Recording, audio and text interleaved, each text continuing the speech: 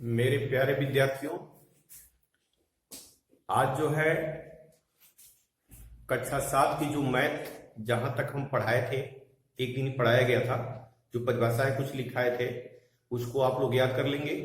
और आज जो है फिर हम उसी क्रम में जो है फिर आगे आपको बताने जा रहे हैं। उसमें जो है आपको पहले हमको बताना है पूर्णांकों का योग। कैसे आप पूर्णांकों को जोड़ते हैं, जोड़ने का क्या तरीका होता है, कैसे आप पूर्णांक को जोड़ेंगे, उसके विषय में हम बता रहे हैं आपको। तो आपको समझा, देखिए इसको कि पूर्णांकों का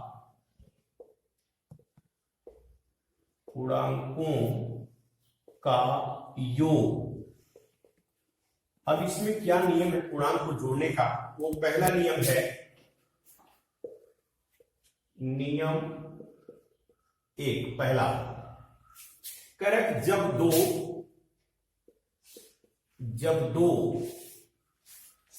धनात्मक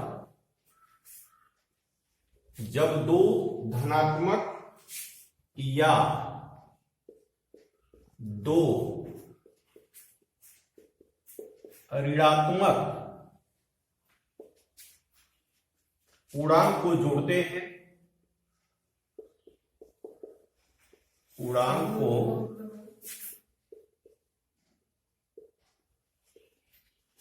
जोड़ते हैं, माने जब दो धनात्मक या दो ऋणात्मक पूर्णांक को जोड़ते हैं तो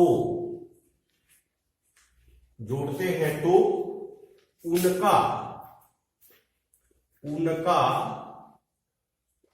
उभयनिष्ठ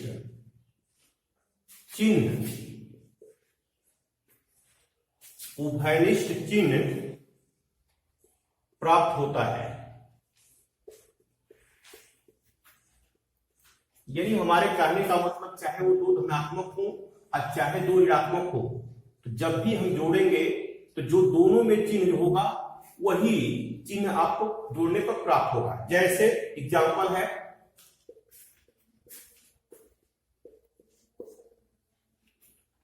जैसे 62 में 59 जोड़ना है, तो आप ये देख रहे हैं कि 62 भी धनात्मक है और 59 भी यहां धनात्मक है। तो जब दोनों का चिन्ह समान है, इसका मतलब दोनों का चिन्ह जो है प्लस प्लस है, यानी धनात्मक है। तो जो इसका रिजल्ट आएगा जब जोड़ेंगे तो वो भी प्लस होगा। यानी 9 2 11, 6 5 11 और 1 5 12, यानी 121 प्लस 121 हो जाएगा। अरे दोनों का चिन्ह समान रहेगा, जोड़ेंगे तो समान ही आएगा। दूसरा एग्जांपल है -43 और -26 है। इसको मान लीजिए आपको जोड़ना है, तो लिखेंगे -43 और -26। इसको हम जोड़ेंगे तो जोड़ने से पहले आप देखिए दोनों का चिन्ह क्या है, समान है। ए भी माइनस है, ए भी माइनस है। इसका मतलब माइनस दोनों में क्या है, जो हम लिखे हैं उभयनिष्ठ है, यानी दोनों में पाया जा रहा है। इसलिए इसका जोड़ भी जो आएगा वो माइनस में ही होगा।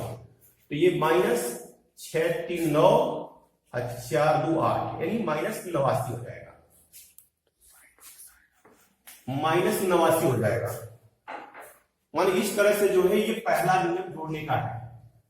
अब इसके बाद नियम 2,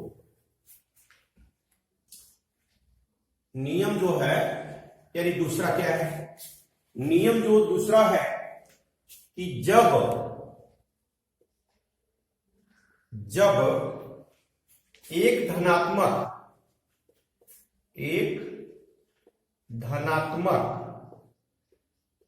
तथा एक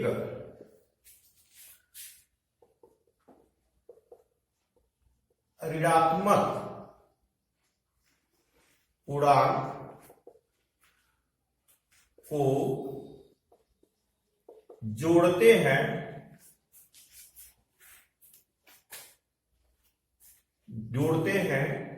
तब बड़े पूर्णांक में से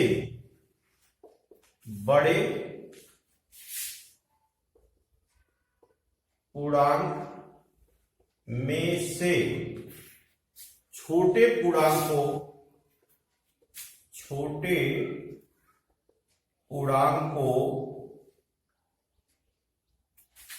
को घटाते हैं तथा बड़े पूर्णांक का चिन्ह उत्तर में लिखते हैं। यानी हमारे कहने का मतलब यह है कि एक अगर धनात्मक है और एक ऋणात्मक है तो उसमें आपको देखना होगा कि किसका चिन्ह अधिक है, धनात्मक अधिक है कि ऋणात्मक अधिक है। और जब उसको हम जोड़ेंगे तो जिसका चिन्ह जो है जो बड़ा होगा, जिसका चिन्ह ज्यादा होगा, उसी को जो है हम लिखते हैं जोड़ते समय। जैसे इसका एग्जाम्पल है, जैसे -48 है और जो है 22 है, इसको हमको जोड़ना है तो लिखेंगे आप -48 अब +22। तो ये जो लिखा गया है इससे स्पष्ट हो रहा है कि ये 48 अधिक है क्योंकि माइनस वाला चिन्ह अधिक है, और ये +22 है। इसका मतलब कि जो माइनस वाला चिन्ह है इसका मान अधिक है और जो प्लस वाला है इसका मान कम है। तो निश्चित है कि जब हम इसको जोड़ेंगे तो जो बड़ा चिन्ह होगा, जो मान बड़ा होगा, वही चिन्ह लिखा जाएगा। इसका मतलब माइनस बड़ा है तो माइनस लिख देंगे, और इसके बाद माइनस लिखने के बाद 8 में से 2 घटा देंगे 6, 4 में से 2 घटा देंगे 2, यानी -26 आ जाएगा। दूसरा फिर एग्जाम्पल एक और देखिए, जैसे -16 है और जो है 68 है, इसको मान लीजिए हमको जोड़ना है तो -16 अब +68 लिखेंगे।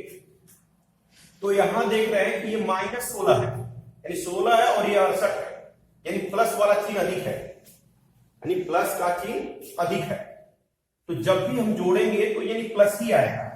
तो प्लस, अब इसके लिए क्या करेंगे, प्लस लिखेंगे और अब प्लस में से फिर इसको घटाएंगे। 8 में से 6 निकल गया 2 और 6 में से 1 निकल गया 5, यानी प्लस जो है 52 हो जाएगा।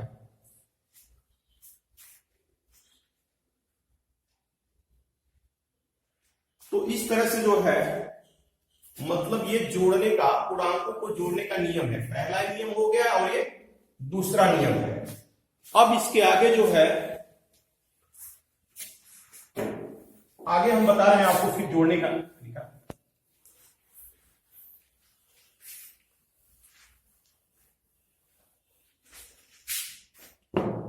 अब इसके बाद है योग के गुण। योग के गुण, अब इसमें है पहला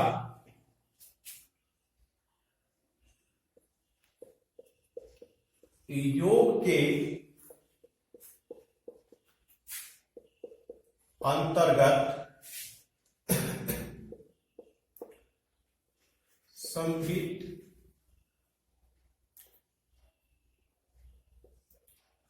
गुण।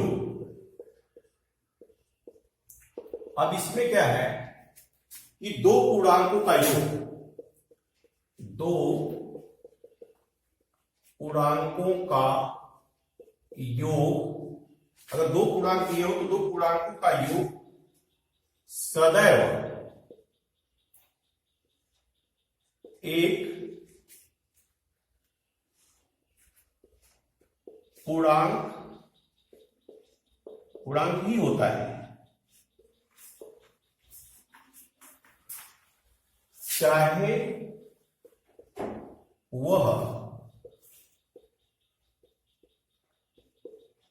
धनात्मक हो या ऋणात्मक। माने दो पूर्णांकों का योग जो है जब भी हम करेंगे तो वो भी पूर्णांक होगा, लेकिन उसमें ध्यान देना, चाहे वो धनात्मक हो चाहे ऋणात्मक। पहला जैसे एग्जांपल इसका है, जैसे 6 है और 3 है, तो ये जो है दो पूर्णांक है, 6 है और एक 3 है, तो इनका जो योग होगा वो जोड़ेंगे तो 6 3 9 होगा। तो ये जो है दोनों का चिन्ह धनात्मक है, तो इसका जो योग है वो भी धनात्मक है। यानी ये भी इन दोनों पूर्णांकों का योग अगर धनात्मक है तो जो इनका योग आ रहा है वो भी धनात्मक ही होगा। पहला। दूसरा जो एग्जांपल इसका है, जैसे 6 है और प्लस माइनस 9 है, तो इसको जब हम जोड़ेंगे तो जोड़ते समय ध्यान देंगे कि ये पूर्णांक जो है प्लस है और ये पूर्णांक जो है दूसरा जो है माइनस में है, यानी एक प्लस में है और एक माइनस में है। तो जब इसको हम जोड़ेंगे तो जोड़ते समय जो है वो जो जोड़ जब करेंगे तो उनका वो भी पूर्णांक ही आएगा, लेकिन यहां जो है अब जब जोड़ेंगे तो ये हो जाएगा, ये माइनस है तो माइनस चिन्ह लिखेंगे और ये 3 हो जाएगा, यानी 9 में से 6 घटा देंगे यानी 3 हो जाएगा, क्योंकि इसका चिन्ह अधिक है। अब इसके पहले भी आपको बताया है जोड़ने के लिए। अब फिर आगे है अगला पॉइंट, योग के अंतर्गत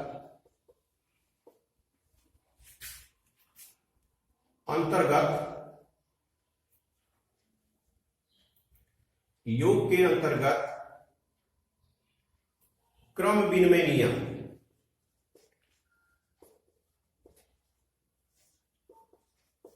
क्रम विनिमय नियम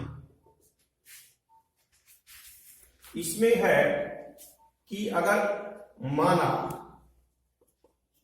ए और बी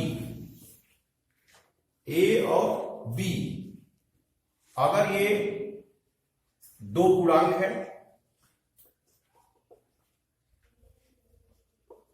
अगर ए और बी दो पूर्णांक है तो पूर्णांकों का योग जो है हमेशा पूर्णांक ही होता है, यानी पूर्णांकों का योग जो है हमेशा पूर्णांक ही होगा।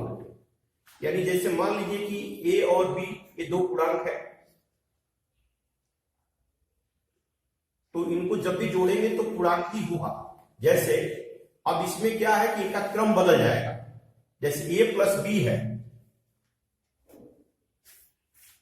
तो इसको जोड़ते हैं तो पूर्णांक आएगा, लेकिन क्रम विनिमय का नियम जो है ये मतलब होता है कि इनका क्रम बदल जाएगा, ए प्लस बी बराबर जो है बी प्लस ए। जैसे अगर हम 3 में 5 जोड़ेंगे तो ये 8 हो जाएगा, 3 में 5 जोड़ने पर 8 होगा, और 5 में भी अगर हम 3 जोड़ेंगे तभी भी 8 होगा। इसका मतलब हम इसको लिख सकते हैं 3 धन 5 बराबर 5 धन 3, यानी ये क्रम विनिमय नियम है, यानी संख्याओं का क्रम बदल देने से इसका मान आप देख रहे हैं कि नहीं बदल रहा है। तो ये जो है योग का जो है क्रम विनिमय नियम, यानी संख्याओं का क्रम बदल देने से, जैसे 3 धन 5 इसको जोड़ रहे थे तो 8 हो रहा था, अब 5 धन 3 भी जोड़ेंगे तो ये भी 8 होगा। इसका मतलब कि 3 धन 5 बराबर 5 धन 3। अब इसके बाद है योग का साहचर्य नियम। योग का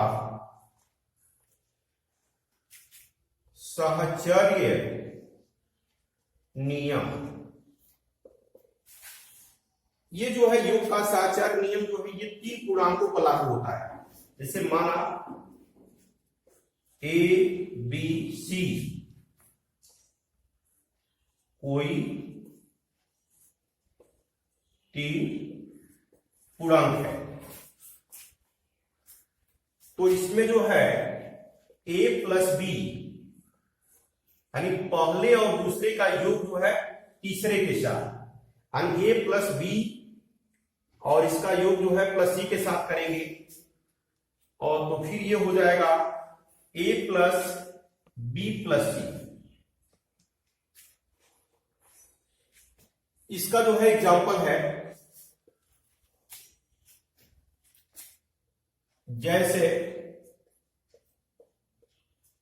3 4 5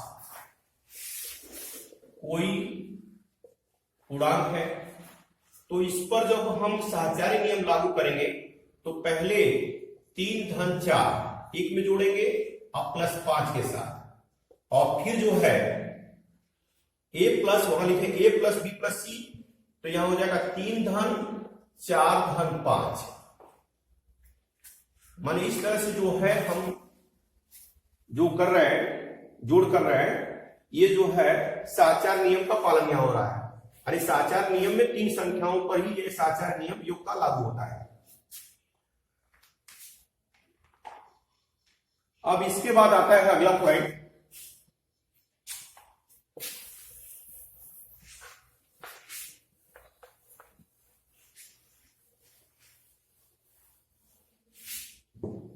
अब है योग तत्समक। योग का तत्समक, योग का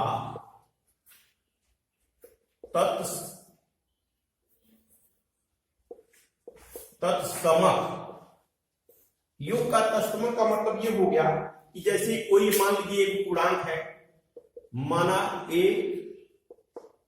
कोई पूर्णांक है, तो जब ए कोई पूर्णांक है तो ए में अगर हम ए के साथ अगर शून्य जोड़ते हैं तभी भी ए आएगा, और शून्य के साथ अगर हम ए जोड़ेंगे तभी भी ए आएगा।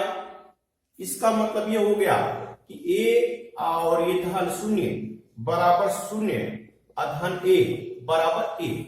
इसका मतलब ये है कि यहां जो ये शून्य है वह ए के लिए जो है योज्य तत्समक कहा जाएगा, योज्य तत्समक कहा जाएगा। शून्य को पूर्णांकों के लिए यहां योज्य तत्समक कहा जाएगा। फिर अगला जो नियम है वह योज्य प्रतिलोम, योज्य प्रतिलोम, या इसी को हम कहेंगे योगात्मक प्रतिलोम, योगात्मक प्रतिलोम। योगात्मक प्रतिलोम क्या होता है या योज्य प्रतिलोम क्या होता है? इसमें होता है कि यदि ए और बी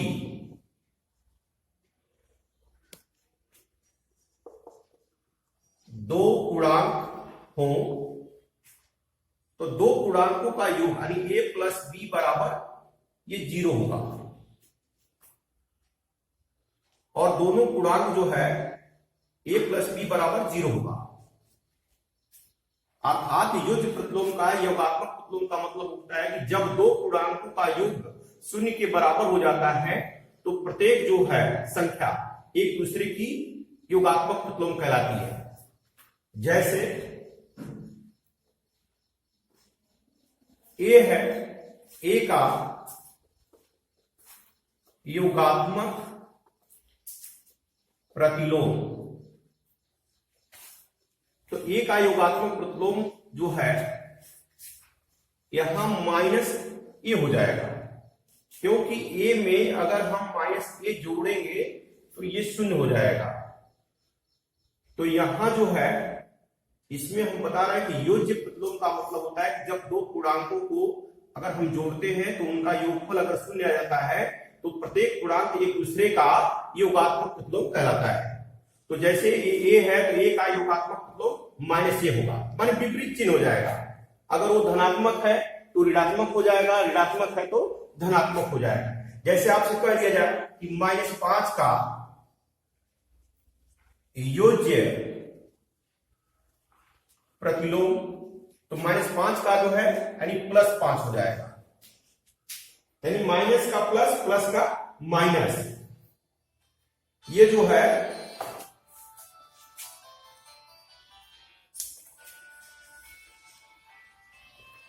प्लस का माइनस, माइनस का प्लस, ये जो है आपका हो जाएगा। जैसे माइनस मान लीजिए कि 45 है, तो 45 का जब भी आप लिखेंगे तो प्लस 45 हो जाएगा। इतना याद रखिए, यो जो मतलब उसी को कहेंगे। और इसमें जो है आपको जो बताना है ये पूरा हम बता दिए, और बताने के बाद जो है अब आपको जो है इस पर जो है आपको अभ्यास दिया जाएगा, यानी प्रश्नावली आपको दी जाएगी और आप जो है इसको लगाएंगे। प्रश्नावली जो दी जाएगी उस पर आप लगाएंगे और इसको जो है कॉपी बना लेंगे और चैप्टर वाइज हम भेजेंगे, उसको जो है आप अपने कॉपी पर लगाएंगे और जो भी समस्या होगी आप उसको बता सकते हैं। लेकिन हम क्योंकि आपको हम ऐसे बता दिए कि आपके साथ कोई समस्या पाएगी नहीं। धन्यवाद।